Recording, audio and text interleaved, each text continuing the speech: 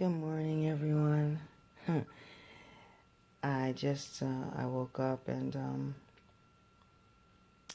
not gonna lie to you. I do pick up my phone and kind of see if there's a message from someone, and I received a message from Mary, a friend of mine named Mary, and it was about a video, a very powerful video, she said, and that I must watch it.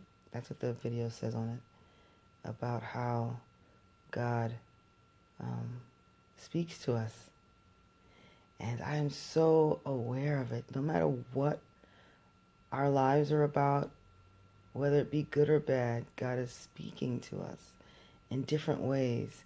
And that was the reason why I did the mastectomy, or the double mastectomy, which sounds really strange. And I was really upset. I didn't want to do it. I was so gung-ho. That's it. I'm not doing surgery. It's natural. But I kept receiving these strange coincidences and signs to do surgery, down to the last week. The sign that said, I'm watching a show on television, which I haven't watched in about 6 months. And the day that I watched the show, they're talking about, there's a woman in the audience who's sharing her story about having cancer. And then specifically when the host asked her about her shoes, she said, oh, where'd you get the shoes from? She goes, these are my double mastectomy gift. So it was like I had received all these signs throughout the experience, throughout my time, and I had received all these signs throughout my experience, throughout the weeks and the months. And then down to the final week that I was going to, the following week that I was going to have surgery, I actually see something on television, and I hadn't watched television, hadn't watched this particular show, that specifically said, double mastectomy gift.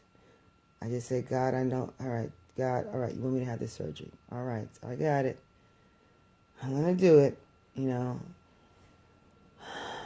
So the video I watched was about us praying, when we pray, or just receiving signs from God about our next step, just Him speaking to us and us being able to hear it, being so in tune that you're able to be discerning between something that's telling you to do the right thing or the wrong thing.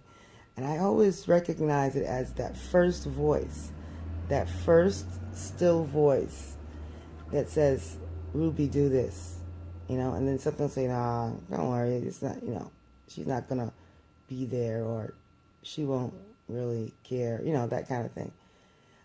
So I always try to encourage my children, my students, my friends. It's that first voice. When I was sitting at the bar and I discovered the lump in my breast myself, I reached over and I heard a voice loud and clear, distinctively say, put your hand on your breast, you got a lump. And it was an urgent voice this time. And I did it, and it was like it blew me away because I couldn't believe the lump was so obvious and it was there all this time. And prior to that, having a mammogram that said I was fine and they would see me in 12 months, that I was okay.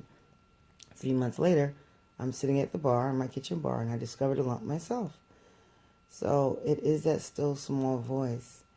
I'm not going to lie, things have been really financially tight with me, and I'm sure many of you can relate to that, because I don't want to seem like I'm the only one who needs assistance, financially.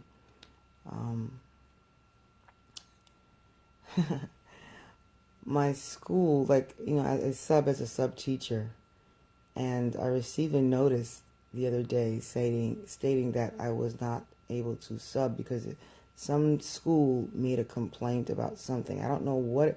I did receive the letter the other day, and I don't know what the complaint is. I don't know. I think I had to leave early.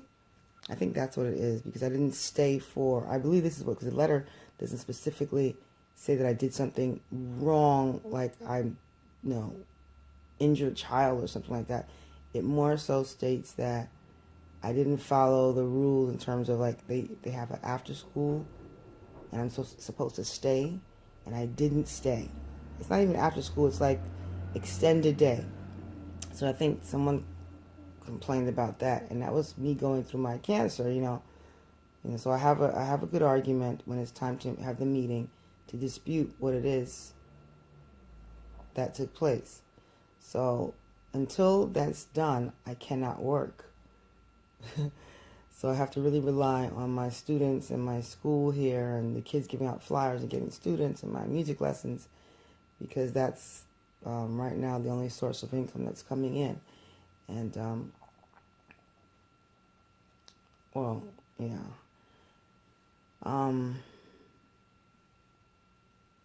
And, I did apply for benefits, so that's food stamps that aware of, food stamps, a benefit card, because I am a single mom with the kids.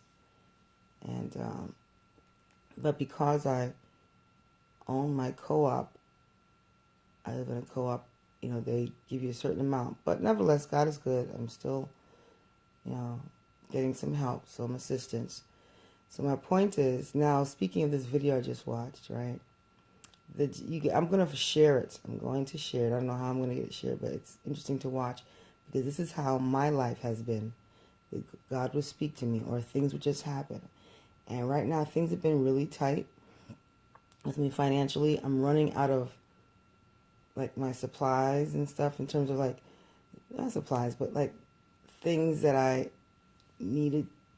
had been using to help me with this whole cancer thing. And I'm saying, oh my gosh, like, I'm running out now, all my herbal teas are running out, my organic stuff, sunflower seeds, pumpkin seeds, lentil peas, things that I had been eating and using throughout this time. I'm running low.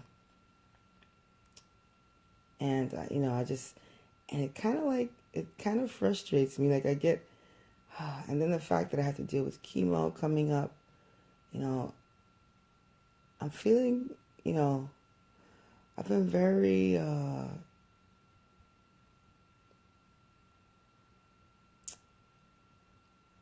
like, I'm cranky.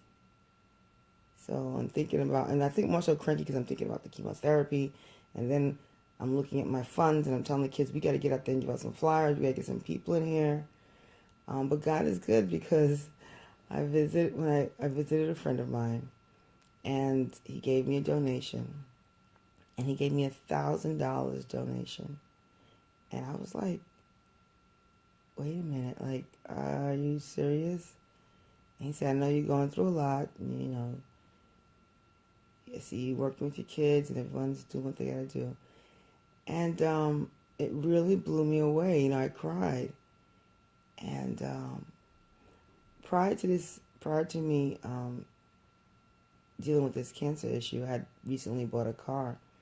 The car was like $28,000. Actually, the guy was trying to sell it to me for more, but my mechanic was able to help me talk him down to $2,800. So it wasn't really a lot. And thankfully, I did get the car, because, going through what I'm going through now and having to run around and buy this and buy that and get to the organic shop and take care of my responsibilities, and no longer having a friend to drive me around, and help me get to those things. The car came in so handy. Of course, being cars always end up costing you money, and it probably also took a lot of the extra money that I had for savings. But nevertheless, so now the car had to be registered. And because it was a rebuilt car, I didn't realize it was a rebuilt car on the title.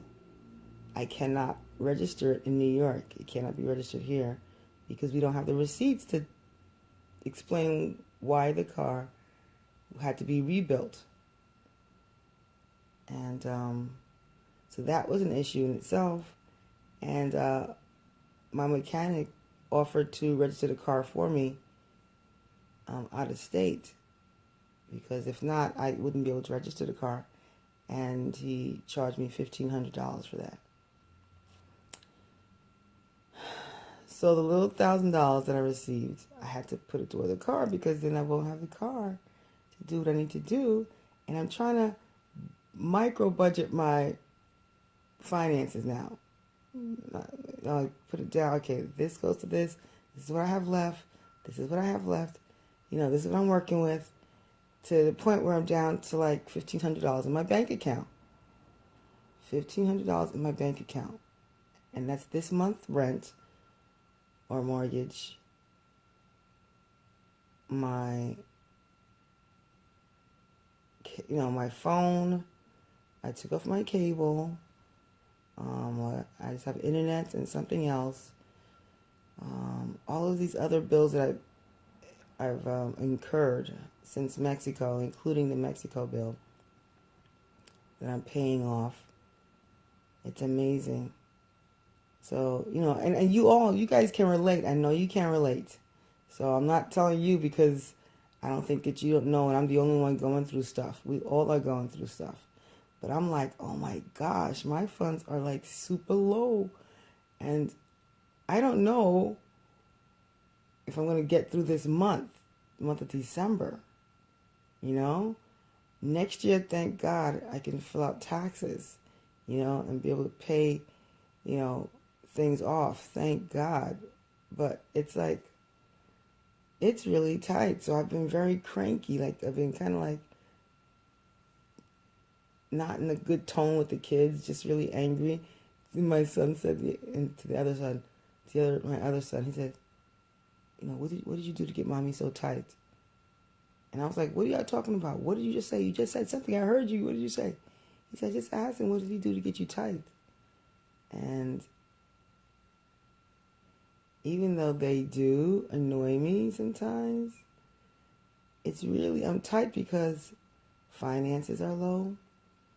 I have $1,500 in the bank from now until the end of this month to pay off bills. And my bills are way more than $1,500. And I'm just thinking, how would I maintain my cancer protocol?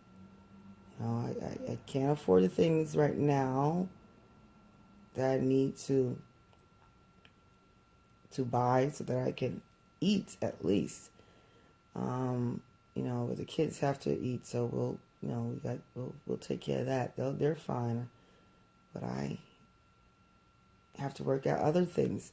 I haven't been able to do any juicing because it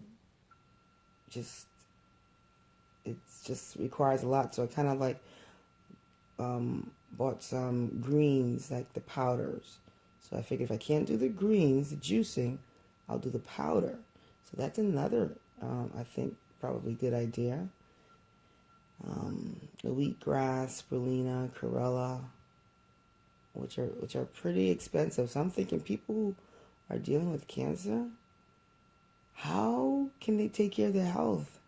Because it costs money. That's why you don't want to be in this position. That's why if you have a healthy body, you want to take care of your body now. Because this happens, you're not going to be able to take care of your body if you're not out there asking people for help. And if you have a lot of pride and so forth, you're not going to ask. But, God said, ask and it shall be given. Seek and he shall find. Knock and it shall be open. So that's why I'm just, I say what I say. I put my business out there. I really don't care because if I don't, this is, it can go a different way. Life, you can get stressed out. You can get depressed. You can get despondent. And you just don't want to, you just can't do this. You cannot. So my mechanic offered to register my car for me.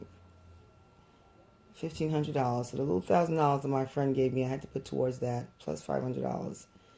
And still, we haven't taken care of that. But, God is good. I'm just going to keep, fingers crossed and that everything's going to work out.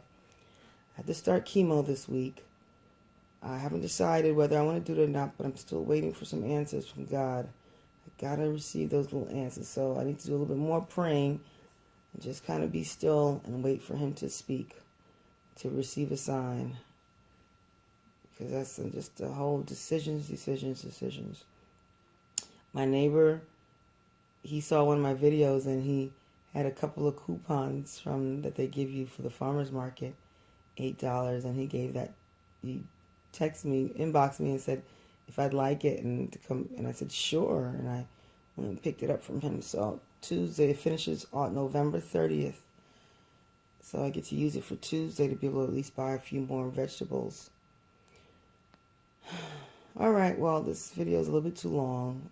I just really wanted to just share.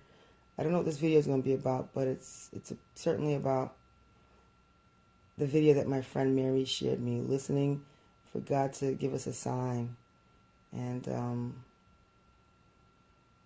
yeah, I want to probably put together some music and probably do some fundraising concerts. That's what I'm thinking. Put some concerts together and do a little fundraiser. So we'll see what happens. I love you all, and God bless. Keep me in your prayers. And don't forget to share and donate my GoFundMe page, which I'm still promoting, because I need your help. I really do. Whatever little you can give, I'd be grateful. I'd be appreciative. Have a great day. Bye-bye.